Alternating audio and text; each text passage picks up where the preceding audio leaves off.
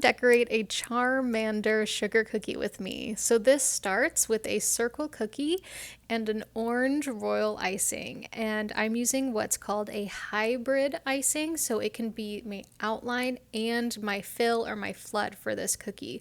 So the first thing I'm doing is I'm going around the edge of the cookie, which is a circle in this case. And I'm going to do that 3, maybe 4 times so I can create a really solid wall for the inside of my icing to stay inside of.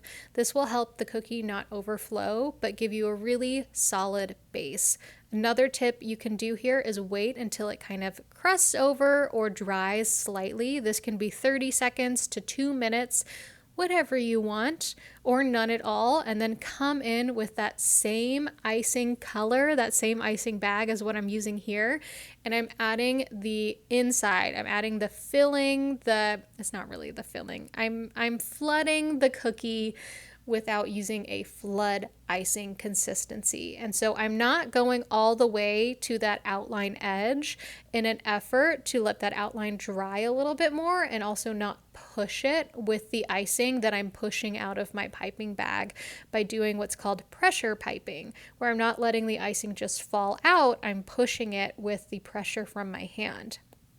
After I've added icing onto majority of the cookie, then I'm going to come in and just add a little bit extra on the edge of that inside. So it's still not fully touching the outline. At this point, I'm going to grab my scribe and I'm going to push the icing with my scribe all the way to the edge. And I do this because it can be really easy to overflow a cookie, and this cookie is meant for a beginner. And so these are all beginner tips to help you improve your decorating. And even if you are not a beginner, even if you've been decorating for a while, these might be tips that you haven't come across before or you haven't learned in your cookie decorating journey yet.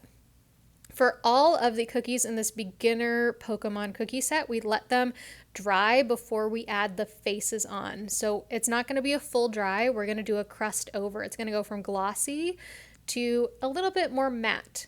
And the first thing we're going to add on are the eyes, which we made as transfers. You can find the full video of how to make these transfers in the full Pokemon cookie set.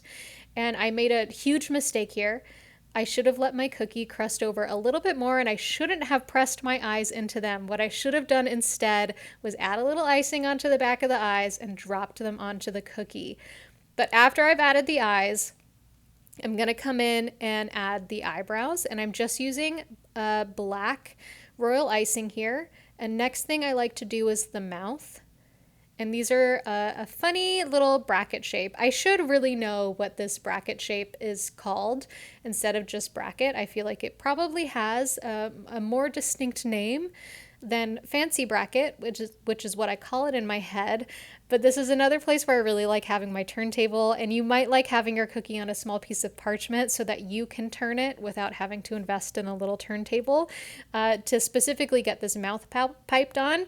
And then you'll come in with the nose, which is just kind of like 2 little slits in the center of Charmander's face. And there is our Charmander cookie. You can see a couple in the background, and here are all the cookies in the full beginner Pokemon cookie set. I hope you catch your favorite.